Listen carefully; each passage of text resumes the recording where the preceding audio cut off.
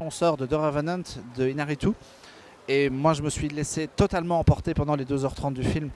Un film immense. Je reste un petit peu perplexe. Inarritu revient après son gros Birdman et cette fois il se plonge dans la forêt au milieu de la neige avec des attaques d'ours, des attaques d'indiens, des attaques d'hommes contre les hommes.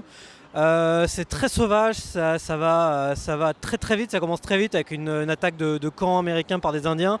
Le gars en plus il filme en plan séquence et tout. C'est très impressionnant, c'est très très violent. Après, en grattant un petit peu en dessous, on s'arrête vite parce qu'il aurait pu très bien exploiter d'autres pistes et tout ça, d'autres réflexions, mais visuellement c'est magnifique. On ne pourra pas faire de film plus beau cette année. Après, malheureusement, j'ai l'impression qu'il se laisse un petit peu filmer, il veut faire un petit peu Terrence Malick, tout ça, mais on sent qu'il n'est pas très à l'aise pour gérer toutes les belles images que Lubezki fait avec sa caméra. Après, c'est un peu répétitif. Le film aurait pu très bien faire la même chose en mieux en juste 2 heures. Là, le film fait un peu plus de 2h30. On sent quand même quelques longueurs.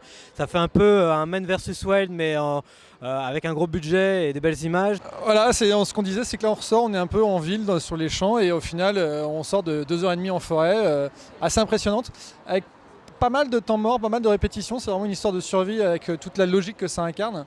J'aimerais bien savoir ce qu'en pensent les spécialistes de la survie en milieu hostile. Voilà, c'est Leonardo DiCaprio dans son rôle le plus convaincant, le plus démesuré. Je pense que si sur ce coup-là il n'a pas l'Oscar, c'est qu'il peut changer de carrière. Voilà, c'est The Revenant, c'est une espèce de mix entre Liam Neeson dans Taken et Le Territoire des loups. C'est on a buté mon fils, je vais tout faire pour revenir et pour retrouver le coupable. Je pense qu'à côté, faudrait faire un Revenant 2 avec Liam Neeson et DiCaprio, voir lequel est le plus vénère à chaque fois. DiCaprio et Tom Hardy sont absolument incroyables, mais ça raconte pas grand-chose sur 2h30 et il y a certains plans, certains passages qui m'ont un petit peu dérangé, certains passages qui sont un petit peu gratuits, d'autres qui sont un peu forcés, notamment toute la scène d'ouverture où on a l'impression un peu que Inarritu se met un challenge à lui-même et on sent vraiment... On sent une mise en scène qui est vraiment pas naturelle. Après, en dehors de ça, il y a vraiment des choses qui sont absolument incroyables, qui nous font décrocher la mâchoire.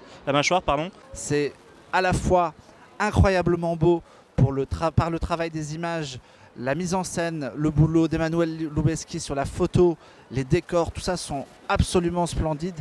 Et en face, c'est d'une sauvagerie, d'une brutalité. Ça m'a totalement scotché sur le siège, tellement les acteurs sont impressionnants, tout le monde prend hyper cher, on vit totalement le trip avec eux, ça dure 2h30 et à la fois c'est hyper rapide, enfin c'est waouh quoi. C'est une grosse attente, une petite déception, parce que ça envoie, mais bon, c'est quand même à voir.